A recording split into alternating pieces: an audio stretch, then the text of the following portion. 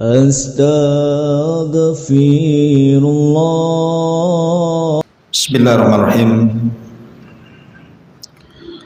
Assalamualaikum warahmatullahi wabarakatuh. Bihamdillahi wassalatu wassalamu ala rasulillah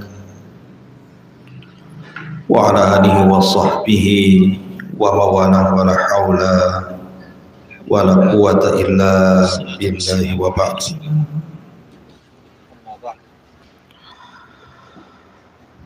Baik, kita lanjutkan kajian kita, masih membahas kitab Arba'in Nawawi, dan kita masuk pada hadis yang ke-17 tentang al-ihsan alal hayawanat, berbuat baik kepada binatang. Kita baca hadisnya. An Abi Ya'la Shaddad ibn Aus radhiyallahu anhu an Rasulillah sallallahu alaihi wasallam, innallaha katabal ihsana ala kulli syai'in fa idza qataltum fa ahsinul qitlah wa idza dzabhtum fa ahsinudz dzibha wal yuhidda ahadukum safratahu wal yurih dzabihatahu, rawahu Muslim. Dari Abi Ya'la, namanya Shaddad ibn Aus, semoga Allah meridainya, seorang sahabat dari Ansar, dan dia termasuk orang yang diberikan pengetahuan yang cukup banyak dan juga kelembutan. Nah, Shaddad ibn Aus ini juga termasuk fakihnya sahabat, orang cerdasnya di kalangan para sahabat Nabi sallallahu alaihi wasallam. Dia mendengarkan atau dia meriwayatkan dari Nabi sallallahu alaihi wasallam, sesungguhnya Allah katabal ihsan, mewajibkan berbuat baik, ala kulli syai'in, terhadap segala sesuatu. Idza qataltum, apabila kalian hendak membunuh, fa ahsinul qitla, maka perbaiki cara membunuhnya.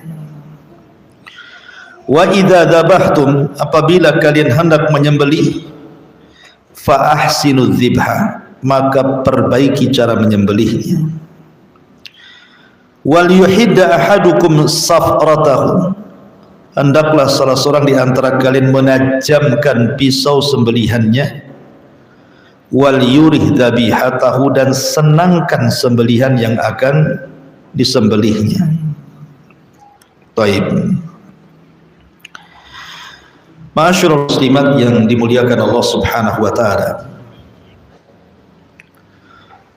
Allah Subhanahu wa taala menganugerahi kepada kita seorang nabi yang penuh dengan kasih sayang, dan ajarannya pun dipenuhi dengan kasih sayang. Allah Subhanahu wa taala berfirman, wa ma arsalnaka illa rahmatan lil alamin, tidaklah kami mengutus engkau wahai Muhammad kecuali dalam rangka menyebar rahmat, kasih sayang di tengah-tengah alam semesta ini. Nabi sallallahu alaihi wasallam bukan hanya kepada sesama manusia saja, bukan hanya menyuruh anak sayang dengan orang tua atau sebaliknya, seseorang sayang dengan tetangganya atau sebaliknya, tetapi Nabi mengajarkan kepada kita bagaimana juga mengajarkan kasih sayang sampai kepada binatang. Satunya hadis ini. Nabi mengajarkan kepada umatnya agar kita punya kasih sayang kepada binatang. Dahulu Nabi SAW pernah mengatakan, dakhalatil mar'atu fi hirratin habasatha.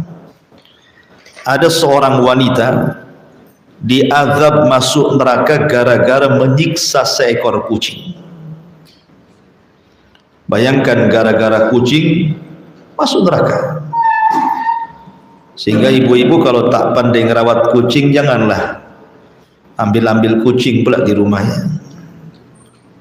Karena ada seorang wanita masuk neraka bukan karena berzina, bukan karena minum khamr, bukan karena menyakiti tetangga, bukan karena durhaka kepada orang tua, tapi masuk neraka gara-gara kucing. Kok bisa masuk neraka gara-gara kucing? Maka Nabi SAW mengatakan, dia tidak memberi makan kucing itu, dia tidak memberi minum kucing itu, dia memenjarakan kucing itu sampai kucing itu makan dari serangga-serangga yang ada di dinding. Akhirnya kelaparan, matilah kucing itu. Jadi kalau tidak sanggup ngasih makan kucing, ngasih minum kucing, rawat kucing, liarkan saja, biarkan dia cari makan sendiri di luar, jangan dipenjara dalam rumah.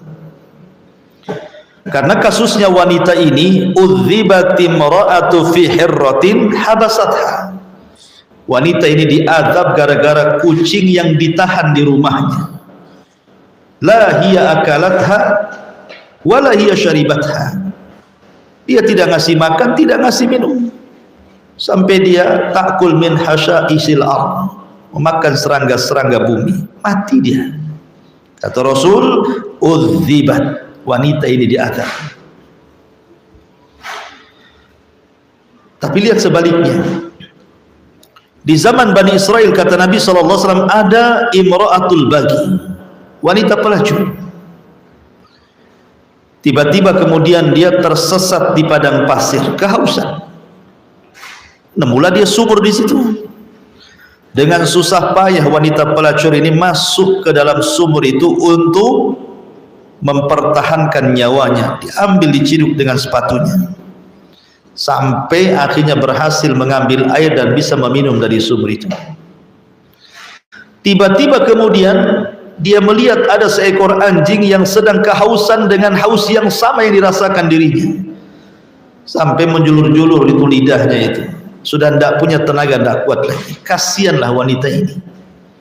Masuklah dengan susah payah lagi dalam ke sumur itu, dengan sepatunya dia ciduk airnya, kemudian dia naik lagi ke atas sumur, kemudian memberi minum seekor anjing. Karena keikhlasannya, Allah masukkan dia ke dalam surga. Kan kontras tuh, ya kan? Yang satu masuk neraka gara-gara kucing, kucing tidak najis, dan wanita ini bukan wanita pelacur. Yang satunya pula masuk surga gara-gara anjing. Anjing ini binatang najis, yang ngasih minum pun wanita pelacur. Menunjukkan apa? Ternyata sayang dengan binatang itu menyebabkan orang masuk surga.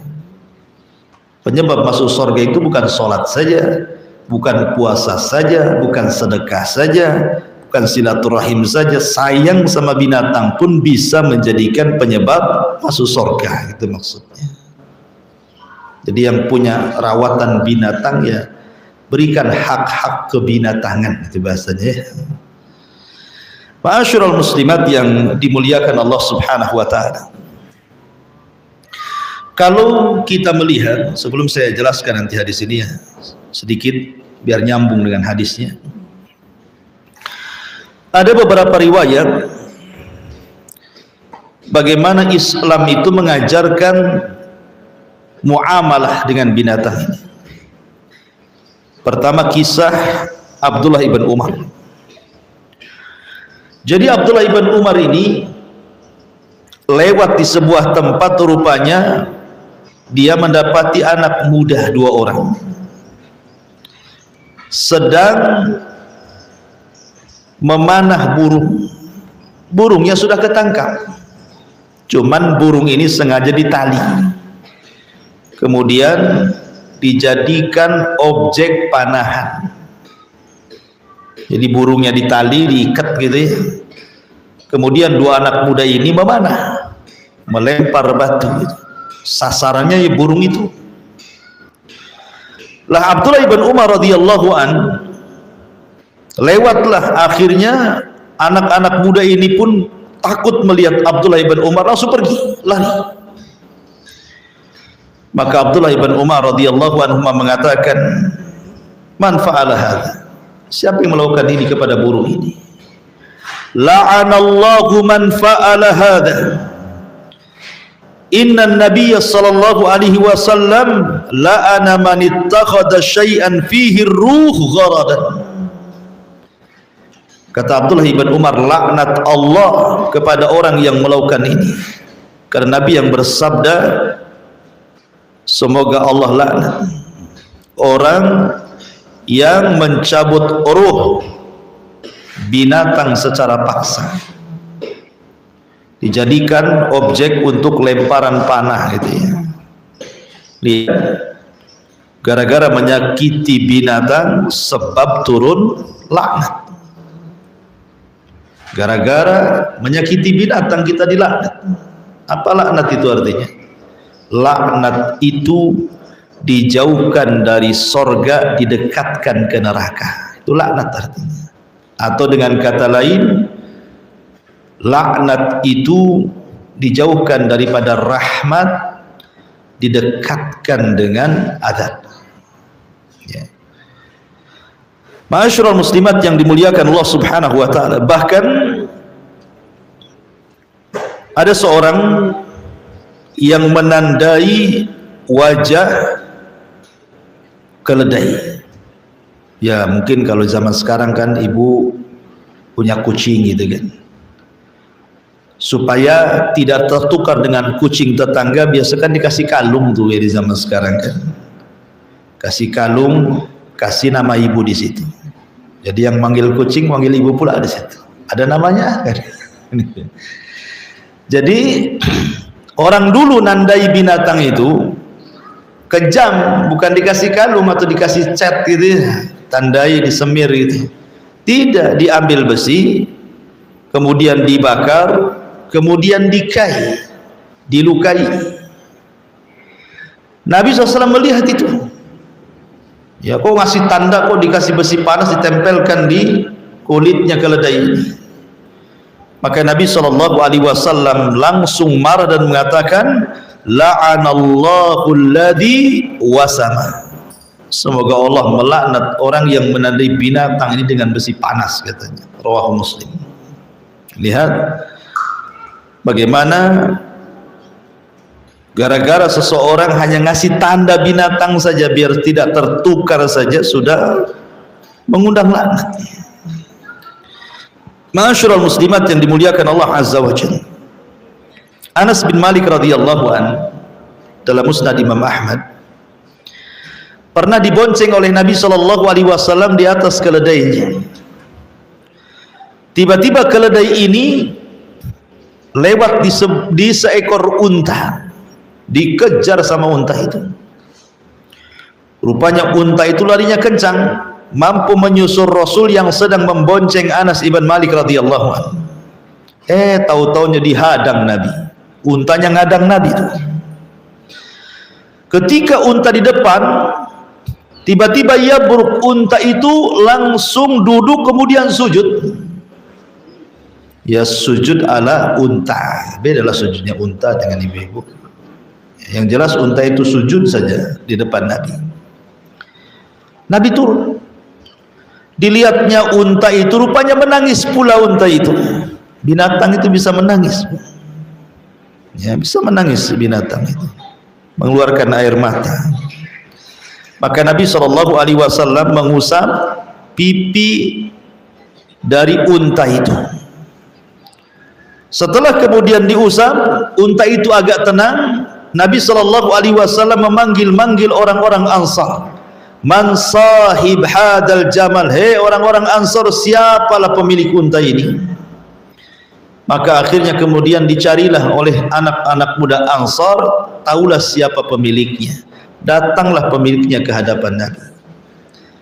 Ana ya Rasulullah, aku yang punya Rasul, itu untaku. Maka Nabi marah kepada pemuda Ansar ini dan mengatakan, afala tattaqillah fi hadhil bahimah allati malakakallahu iyyak, innahu syaka alayya annaka tuji'uhu wa tut'im. Bertakwalah wahai anak muda kepada Allah. Allah sudah kuasakan unta untukmu, kau tidak bersyukur. Lihat, unta ini mengadu kepada unta mengadu kepada Nabi, sujud kemudian mengadu kepada Nabi. Apa aduan unta ini? Menunjukkan mujizat Rasul. Rasul paham bahasa unta, ya.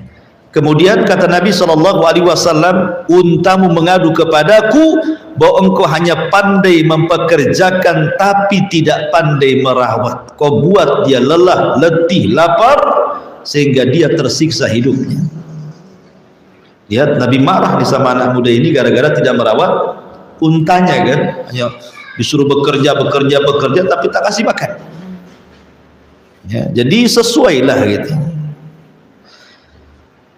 Artinya di sini bagaimana kasih sayang Nabi SAW kepada binatang sedemikian rupa gitu. Ma'asyiral muslimat yang dimuliakan Allah Subhanahu wa taala. Kemudian juga dari Muawiyah ibn Qurrah, dari abinya, dari bapaknya radhiyallahu an, bahwa seorang laki-laki datang kepada Rasul. Laki-laki ini punya kambing. Kambingnya itu sayang, mau disembelih sayang gitu ya. Mungkin kayak ibu-ibu punya peliharaan apa gitu ya, ayam atau entok atau apa ya.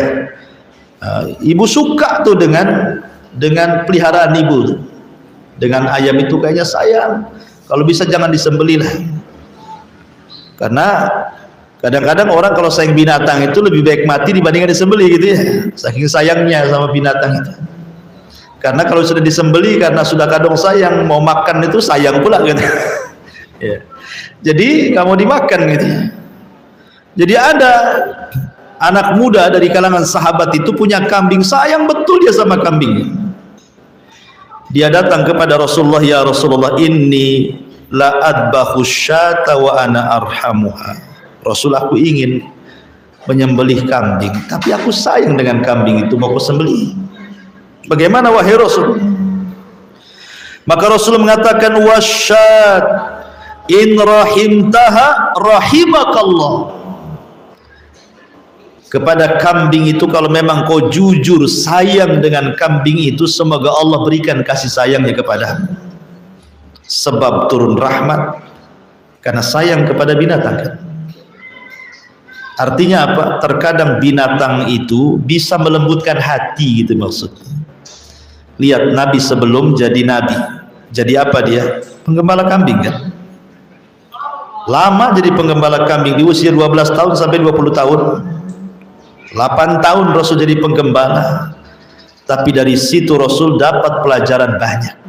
Salah satunya melembutkan hati. Ya, karena kalau punya binatang itu kan otomatis ada perawatan kan, harus sabar. Ya, sakit ya diobati, batuk kasih masker gitu ya.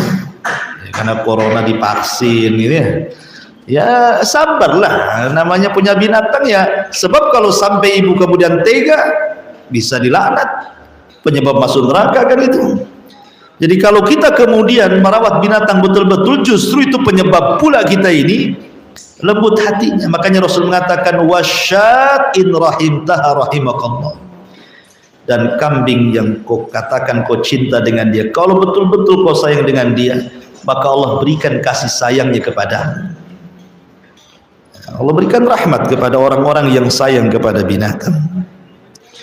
Makanya secara kaidah ar-rahimuna yarhamuhumur rahman irhamu man fil ardi sayarhamukum man fis sama. Sayangi, jadilah orang yang sayang, maka Allah akan sayang kepada kalian. Sayangilah makhluk yang ada di bumi termasuk binatang, maka makhluk yang ada di langit akan menyayangi kalian. Bahkan kata Abdullah bin Abbas radhiyallahu anhuma, ada laki-laki mau menyembelih kambing, ya. Tetapi kemudian kambing ini sebelum disembelih digeret-geret, dicambuk-cambuk sampai kesakitan. Nabi lewat, kata Nabi SAW, aturidu antumitaha mautan, apakah engkau akan membunuh kambing ini 2 kali, tersiksa setelah disembelih dan sebelum disembelih, seolah-olah seperti itu. Apakah engkau akan membunuh kambing ini 2 kali, katanya kan.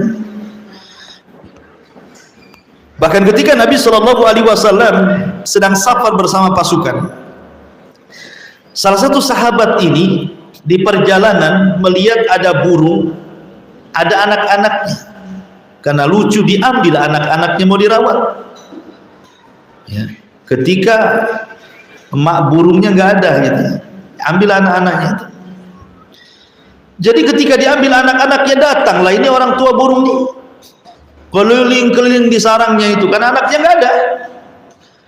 Maka Nabi SAW melihat dan mengatakan, man faja'a hadza biwalidayha, siapa yang menyakiti burung ini kepada anaknya, ruddu, kembalikan.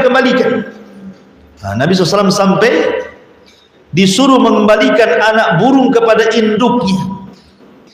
Bu, kalau manusia dikatakan yatim itu kalau bapaknya meninggal. Kalau binatang dikatakan yatim kalau ditinggal ibunya. Karena biasanya yang merawat anak-anak itu ibu. Kalau binatang itu, lihat kucing, siapa yang merawat? Ibunya kan, sampai tua. Bapaknya mana peduli, kawin lagi dia, ya kan. Itu kucing tuh. Makanya Nabi SAW tahu perasaan ibu nih. Kata Rasul, kembalikan anaknya, katanya.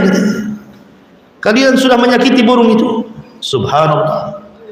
Kalau memisahkan anak burung dari induknya saja, Rasul emosi, marah. Kasihan dengan binatang.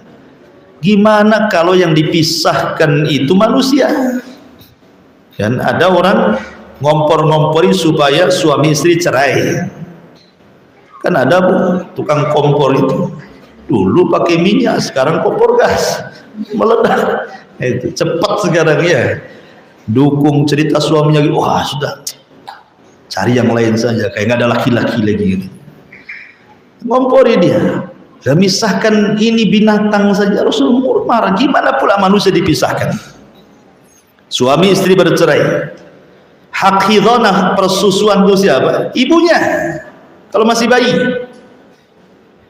suaminya nggak mau, anaknya harus ikut saya, bagaimanapun harus ikut saya. Nggak bisa kayak gitu.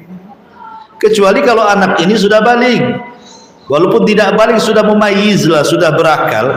Nanti tinggal ditanya, nak mau ikut bapak atau ibu, kan itu. Tapi kalau masih kecil biarkan. Emangnya suaminya punya tete yang bisa nyusui anaknya? Nggak bisa kan? Dia paling kasih susu ya kalau dia sehat. Yang punya kasih sayang itu kan seorang ibu. Tidak mungkin kemudian ayah itu rata-rata tidak peduli, karena saya seorang ayah. Artinya kalau anak kecil yang telaten itu wanita. Kalau laki-laki itu gak akan telaten. Jangankan ngurus bayi, ngurus dirinya saja nggak bisa laki-laki itu. Itu ya, ngurus diri. Coba lihat suami ibu, ya, ngurus dia saja, masya Allah. Kadang-kadang ibu, kalau ibu tinggal pulang kampung seminggu, suami ditinggal di Batam, pulang itu rumah kayak kapal pecah kan, ya kan? Pasti kayak kapal pecah. Semua celana di dapur ada, gitu, celana di ruang tamu, piring berserak di mana-mana, itu udah. Ya memang seperti itu, dia aja nggak bisa merawat dirinya, semakin merawat anak kecil coba. Makanya kenapa kemudian biarkan dia ikut ibunya anak. Biar dia besar dulu sedikit, kalau sudah memayyiz berakal baru ditanya, nak mau ikut siapa, kan itu. Ini mau dipisahkan Pak dengan orang tuanya, ya. Artinya bahwa ini pelajaran besar, binatang saja tidak boleh main pisah-pisah, apalagi manusia, gitu maksudnya. Kita masuk kepada hadis Nabi Shallallahu Alaihi Wasallam. Di sini Nabi Shallallahu Alaihi Wasallam mengatakan, kata Nabi Shallallahu Alaihi Wasallam, Innallaha katabal ihsan. Allah sudah mewajibkan ihsan. Ihsan itu berbuat baik, berbuat baik. Ihsan itu ada sifatnya lillah, ada sifatnya lil makhluk. Berbuat baik itu ada sifatnya berbuat baik kepada Allah, ada berbuat baik kepada makhluk. Adapun ihsan kepada Allah Subhanahu wa taala, sebagaimana hadis Jibril yang bertanya kepada Rasul tentang ihsan. Apa itu ihsan? Maka Nabi SAW mengatakan, anta'budallaha ka'annaka tarahu fa illam takun tarahu fa innahu yara. Ihsan kepada Allah itu artinya ibu beribadah seolah-olah ibu melihat Allah, seolah-olah saja ibu melihat Allah. Kalau ibu tidak bisa seolah-olah melihat Allah, yakini sajalah Allah itu melihat ibu. Itulah ihsan. Muraqabah artinya merasa diawasi. Adapun ihsan kepada makhluk dengan cara memberikan hak-hak mereka. Kan ada hak orang tua kepada anak, hak anak kepada orang tua, hak suami kepada istri, hak istri kepada suami, hak ibu dengan tetangga, hak tetangga dengan ibu. Kan ada di antara manusia itu hak-hak kerabat gitu ya, sampai kepada orang kafir saja punya hak. Nah, itulah ihsan kepada manusia, perhatikan hak-hak itu kepada mereka. Tetapi ihsan yang dalam hadis ini maksudnya ingin menjelaskan bahwa ihsan itu mencakup segala sesuatu, bukan hanya kepada Allah, kepada makhluk, sampai kepada binatang. Makanya Rasul mengatakan, fa idza qataltum fa ahsinul qitla. Apabila hendak membunuh, bunuhlah dengan cara yang baik. Wa idza dzabhtum fa ahsinu dzibha. Kalau menyembelih, sembelihlah dengan cara yang baik. Caranya gimana? Wal yuhidda ahadukum safratahu wal yurih dabihatahu. Tajamkan pisaunya, senangkan sembelihannya. Karena di zaman jahiliyah, orang-orang jahiliyah itu kalau nyembelih binatang macam-macam caranya. Ada yang dicekik sampai mati, ada yang dibanting, ada yang diiris kupingnya saja, ada yang dipotong kakinya saja. Ayamnya masih hidup, ibu mau buat sop ceker, diambil satu cekernya, biarin ayamnya hidup, nanti bekas potongannya diperban, siapa tahu tumbuh lagi katanya. Mana bisa ya. Itu tradisi jahiliyah kayak gitu, menyiksa binatang. Makanya Rasul mengatakan, ma kuti aminal bahimati wahiyya hayyatun fahuwa mayyitun. Sesuatu yang dipotong dari binatang yang masih hidup, potongannya disebut bangkai, haram dimakan karena masih hidup, belum disembelih. Ya, sayang Ustaz kalau disembelih tak punya ayam, tapi kalau satu-satu, sayapnya dulu saya goreng, besok lagi, kan masih bisa atau mana? Nggak bisa. Sesuatu yang terpotong dari binatang itu, kalau binatangnya masih hidup, berarti potongannya dianggap bangkai, haram. Lah ketika tradisi jahiliyah menyembelih itu kayak gitu, bahkan tradisi, bukan tradisi jahiliyah saja, tradisi orang-orang kufar kan gitu juga kan. Saya dengar itu ada orang yang suka makan anjing atau babi gitu ya, itu kalau disembelih itu katanya kurang sedap kalau sampai darahnya keluar itu. Jadi caranya apa?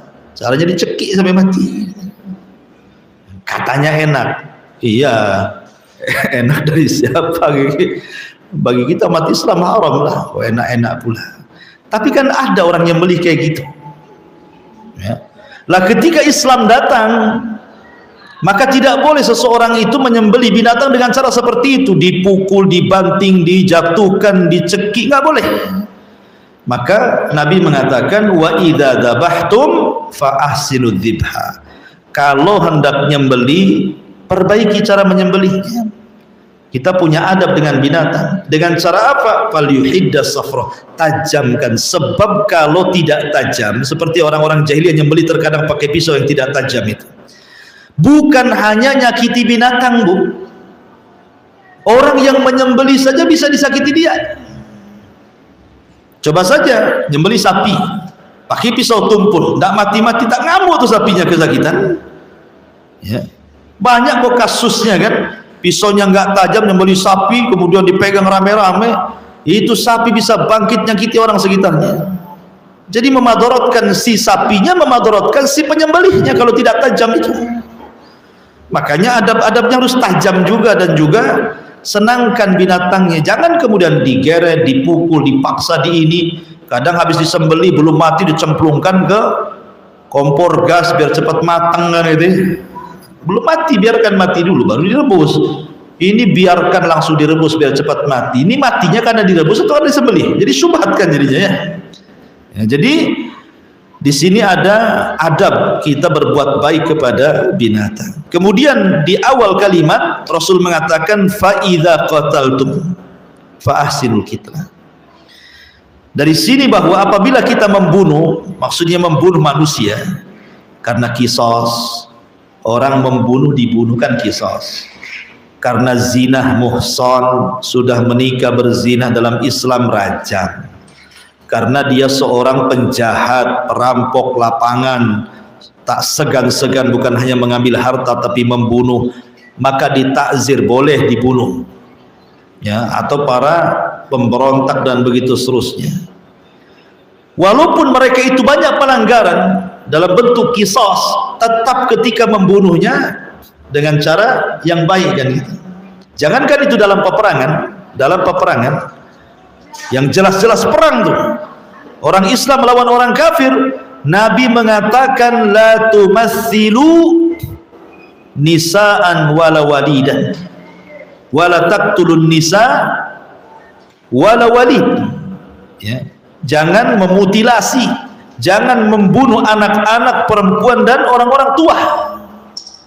Tidak boleh dibunuh. Ya. Bahkan ketika menebas sendiri Allah ajarkan fadribu fawqal a'naq wadribu minhum kulla banan, dalam surah Al-Anfal itu. Kalau hendak menebas musuh, kan perang zaman dulu kan beda dengan zaman sekarang kan.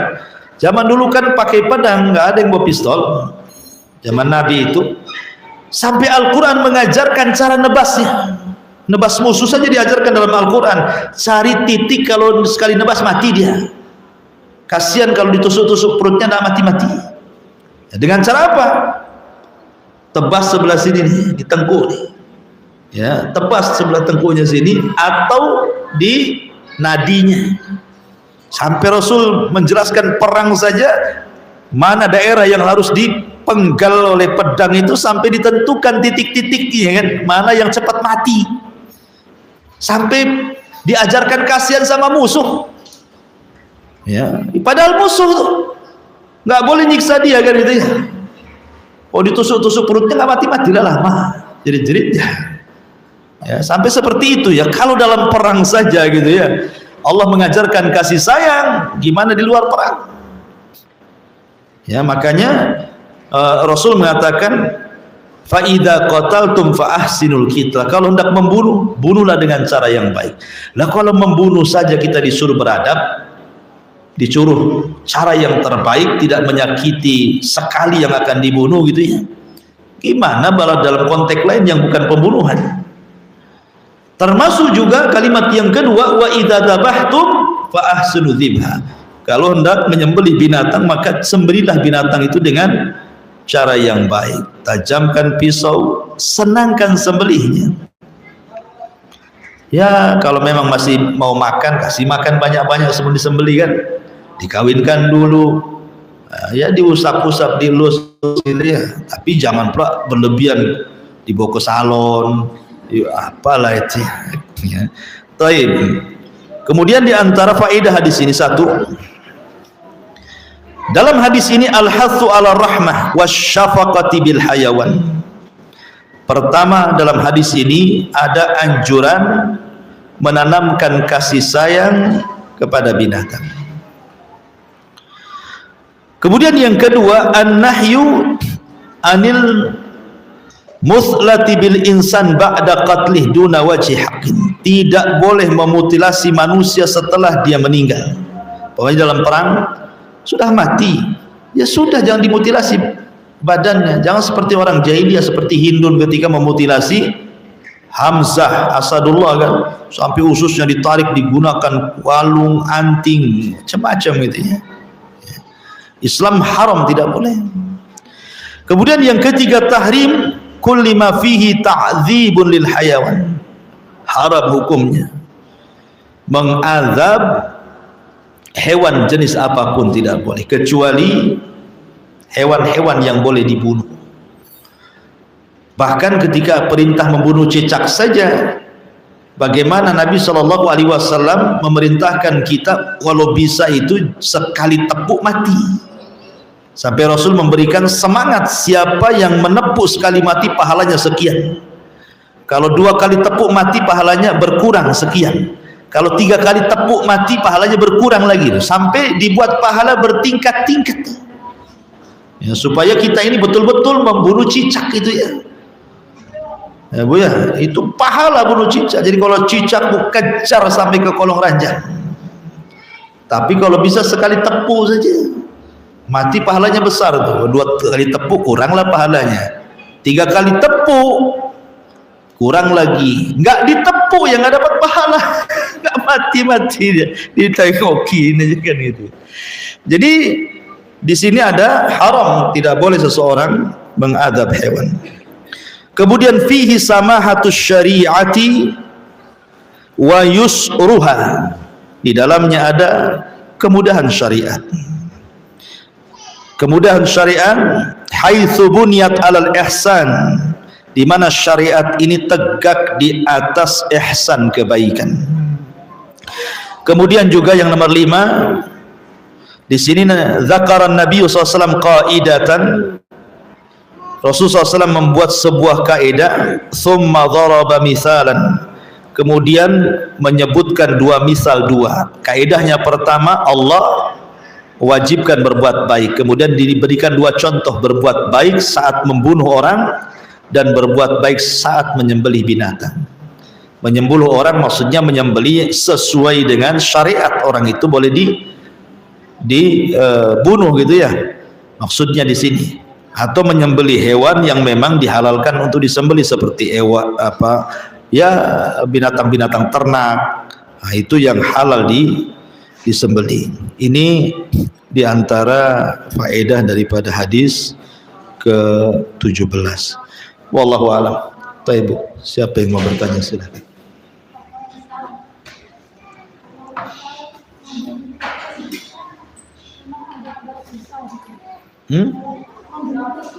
Membunuh tikus boleh, tikus kan fawas,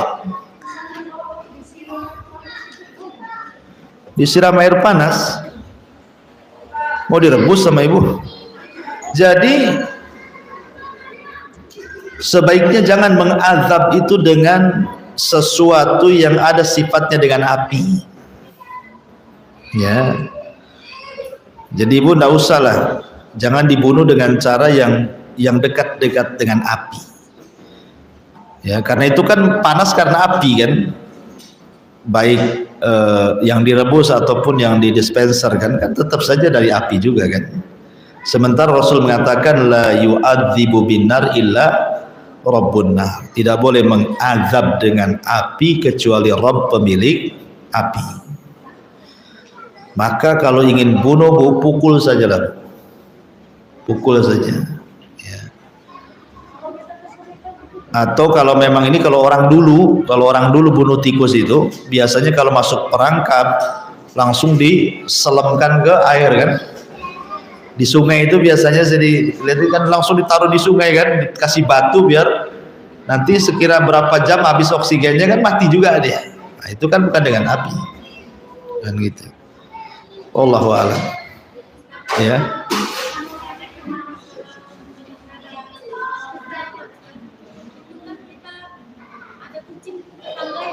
Tapi dia masih menyusui, anaknya banyak. Salah satunya kita Masuk juga. Ya. Wallahu alam, apakah umpamanya kucing ini punya anak 11, berarti kan ke-11an namanya. Jadi kucing ini punya anak 11, ibu ambil satu, anggaplah kucing Anggora atau kucing Persia gitu ya. Kalau kucing kampung kurang menarik biasanya ya. Tapi kan ibu kucing nggak nyari-nyari, ya kan? Ibu kucingnya kan nggak nyari-nyari, karena apa? Kalau diambil satu dari ke-11an jadi ke-10-an kan nggak kehilangan dia. Apakah kemudian dibolehkan? Karena kan hadis tadi kan ibunya nyari-nyari, artinya karena anaknya hilang semua. Makanya Rasul mengatakan ruddu waladaha iyyaha, kembalikan anaknya ke induknya katanya. Ya kalau sampai kucingnya nyari-nyari, ngeong-ngeong gitu kan, dan ibu paham bahasa dia nyari anaknya, berdosa lah. Kalau kucing ini anaknya baru 2, diambil dua-duanya, nah dia kan pengen merawat anak juga, kayak ibu punya anak diambil orang pun nyari juga kan gitu. Jangankan diambil, dipinjam saja kelamaan disusul, ya kan. Kalau anak sendiri itu kurang lebih kasih sayang ibu kucing kepada anak kucing pun kurang lebih seperti itu. Lihat anak ayam, anak banyak dekati aja kita dihantam sama ibu ayam tuh, ya kan? Jadi kalau memang belum waktunya diambil, ya sebaiknya nggak usah lah ya, untuk menghindari riwayat ini gitu maksudnya. Biarkan dinyusu sama orang tua, kecuali mungkin kurang terawat, mungkin ya karena memadorotkan lah. Pokoknya kucing itu banyak anaknya, nggak dirawat lagi sama pemiliknya, akhirnya kemudian centang perenang, kadang tidur di got, kadang kasihan kan itu. Nah, mungkin untuk menyelamatkan kita ambil, mungkin itu namanya akhafu dararain namanya ya, mengambil dua perkara yang dua-duanya merusak. Mengambil anak itu rusak juga karena memisahkan anak dari orang tuanya, ya kan? Tapi kalau diambil, tidak diambil, rusak juga, kasihan, akhirnya banyak mati. Nah, diselamatkan. Nah itu ya, mungkin kaidahnya mengambil dua madarat. Tapi kalau seandainya kucing ini sudah disejahterakan, ya biarkan dulu lah. Dia berapa tahun kalau bisa disapi itu kucing itu? 2 tahun juga kayak orang ya? Enggak ya? 2 bulan ya? 2 bulan udah bisa diambil ya biasanya ya? Nunggu 2 bulan. Nah gitu baru diambil. Wallahu a'lam.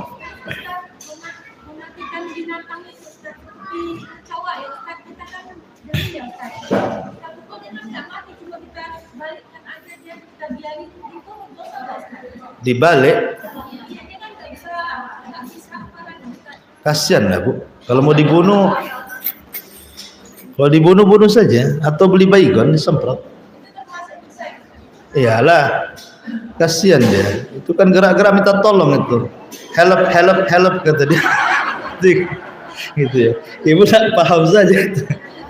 Jadi disemprot saja lah, biar mati pakai baygon kan. Allahu a'lam.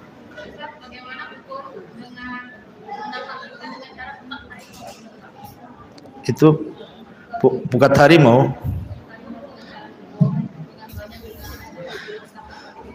Nggak boleh, itu merusak satwa lain kan gitu. Bukan masalah penangkap ikan, menangkap ikan itu mubah-mubah saja.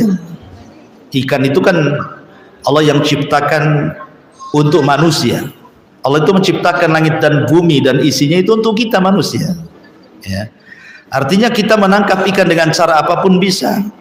Tapi kalau sampai kemudian merusak ekosistem seperti pakai bom, pakai pukat, sehingga akhirnya yang kecil-kecil pun karang-karangnya rusak, berarti kan bukan masalah nangkap ikannya, merusak karangnya, ekosistemnya, itu yang dilarang. Ya. Kalau nangkap ikannya nggak masalah lah, nggak ada masalah kan. Nah, cuman dulu zaman dulu saya masih kecil-kecil, nangkap ikan pakai setrum. Kalau di desa-desa dulu itu ya, saya masih SD itu banyak orang kasih setrumnya pakai kawat gitu ya, yang agak tegang tuh, sambil jaring, nanti akinya taruh di belakang gitu kan. Itu tak boleh lah kalau itu, karena itu kan pakai api itu. Ya kalau gitu kan pakai api namanya kan. Tak boleh mengadab binatang dengan api kan itu, kecuali Rabb pemilik api. Ya, kalau pakai pukat ya pukatnya tidak ada masalah, tapi kalau merusak yang lainnya berarti mudaratnya karena merusak lainnya itu, bukan masalah ikannya. Wallahu a'lam.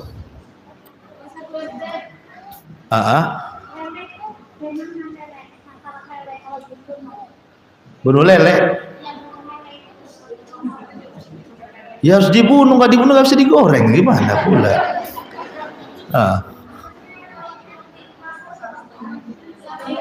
Nggak apa-apa, mau dipelitek, mau dipiting, mau apa terserah ibu, itu tuh urusannya. Bunuh lele, ambillah itu ulekan tuh, pukul kepalanya, selesai, nggak ada masalah. Tapi jangan ketika bakar lele langsung dimasukkan ke api, kan ada tuh orang lele langsung dipanggang masih hidup di api, biar mati dulu ya. Itu namanya menyiksa namanya. Wallahu a'lam. Iya.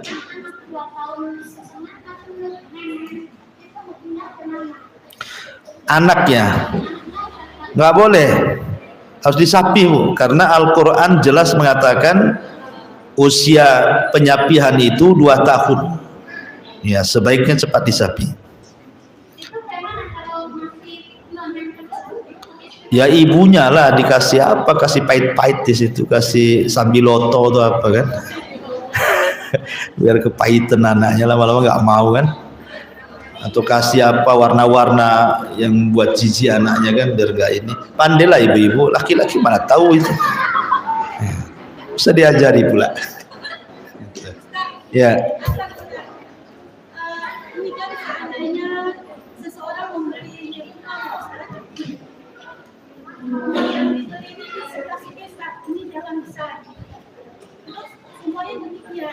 Ketika kita membeli rumah, kita bertanya sama pemiliknya, itu tanah yang di samping jalan ini tanah kosong, kita kata dibeli, itu milik siapa? Kata pemilik ini bilang, yang bukan rumah kita itu milik kita, yang miliknya demikian kita sepakat ya.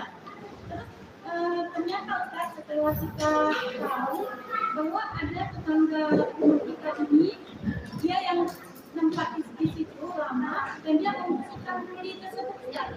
Ini sama-sama kuli, dia membersihkan, katanya menyemprotkan semuanya. Jadi sewaktu kita mau memiliki tempat parkiran dekat dengan parkirannya, kita izin sama beliau ini karena pertama dia bersihkan. Kita katakan, Bu, saya mau bikin parkiran, mau taruh tempat bunga. Dia bilang kalau parkiran silakan, tempat bunga jangan. Kenapa? Saya bilang barusan. Terus katanya itu milik saya. Sementara yang punya rumah dia itu milik kami. Dan dia menanamkan pohon pisang di situ. Terus yang pemilik rumah kami bilang seharusnya itu tetangga itu minta izin ke saya ketika dia menanam awal di depan jalan. Ada suratnya enggak itu tanah tuh? Kalau ada kan ikut surat lah. Kelebihan tanah.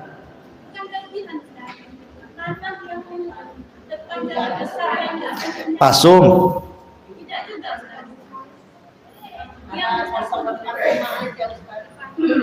Ya pasung lah.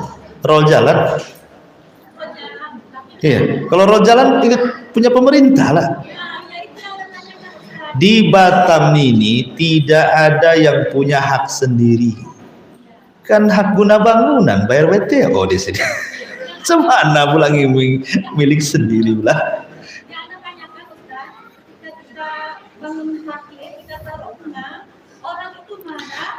Begini Bu, yang biasanya kalau roll jalan itu kan pasti yang menguasai yang rumah yang depan jalan. Itu biasanya itu udah tradisi seperti itu. Sebab kalau seandainya ini saya punya mobil, sembarang saya parkir, dimarahi, jangan depan rumah saya, enak saja, ini roll jalan.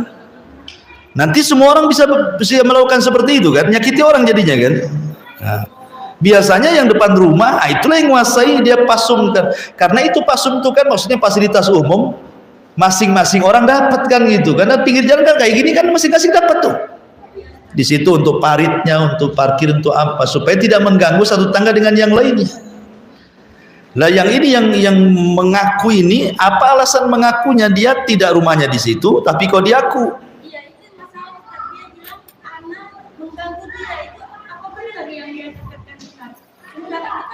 tidak muat. Di depan rumah kita yang Intinya Bu, berpatokan saja satu pada surat. Yang kedua pada urf yang berlaku, adat istiadat yang berlaku. Al-urfun ma'mulun bihi idza warad hukmu syar'i syarifi lam yuhad. Artinya terkadang adat istiadat itu selama tidak menyelisih syariat bisa dijadikan hukum, al-adatul muhakkamah. Memang adat orang situ kalau depan rumah ya memang dianggap tanah dia walaupun pasung kan. Itu adat semua orang tuh. Masa depan tanah kita yang ngaku gang sebelah kan itu nggak masuk di akal. Seperti itu kan. Kecuali memang dia beli, ada suratnya, itu bukan pasung. Mana surat bukti kalau ini milik Bapak? Kan semua harus ada buktinya dalam Islam tuh. Itulah penting ada bukti. Utang piutang aja harus ada saksi yang ditulis supaya tidak lupa dan ada bukti saksi dan tulisannya. Apalagi masalah-masalah seperti ini. Oh iya. Sudah? Sudah jam 10 ya. Satu lagi. ada kan kepentingan mengenai bacaan ayat-ayat. Dikatakan itu tadi saya keluar Islamiyah, kemudian Allah, dan itu adalah perkataan sambutan oleh Allah yang Iya, memang itu ada riwayat, tapi riwayatnya lemah. Iya, jadi ketika Nabi SAW naik ke Sidratil Muntaha, kemudian disitulah Allah Subhanahu Wa Taala memberikan tahiyat di situ.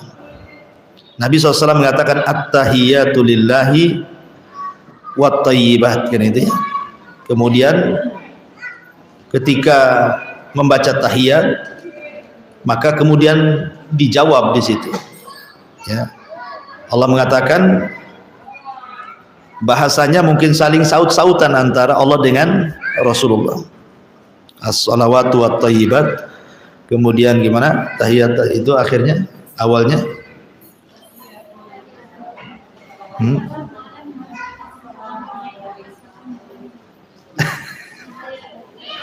gimana ini khilaf lafadznya. At-tahiyatu lillahi wassalawatu wat thayyibat. Assalamu alayka ayyuhan nabi wa rahmatullahi wa barakatuh. Sampai di sini ucapan Allah. Assalamu alayka, maksudnya keselamatan bagi engkau wahai Muhammad. Maka Rasulullah SAW enggak mau keselamatan itu hanya untuk dirinya saja. Kata Nabi, bagi orang-orang soleh juga dong, gitu maksudnya. Ya, jangan ke saya juga, tapi orang-orang soleh juga. Ya. Kemudian malaikat Jibril yang mendengar, dia bersyahadat asyhadu an la ilaha illallah wa asyhadu anna Muhammadar Rasulullah. Kemudian bersolawatlah kepada Nabi para malaikat. Ya. Tapi riwayat ini lemah. Ya, riwayat tentang dialog Isra Mi'raj dan dijadikan bacaan tasyahud ini sebagian lama melemahkannya. Ya kalau ingin menceritakan ya jelaskan juga kedudukan hadisnya gitu maksudnya. Boleh kita menceritakan di Islam tapi dijelaskan derajatnya. Ini lemah gitu ya. Jadi supaya jangan dijadikan sandaran namanya hadis lemah kan, kecuali ada yang mau menguatkannya. Wallahu a'lam.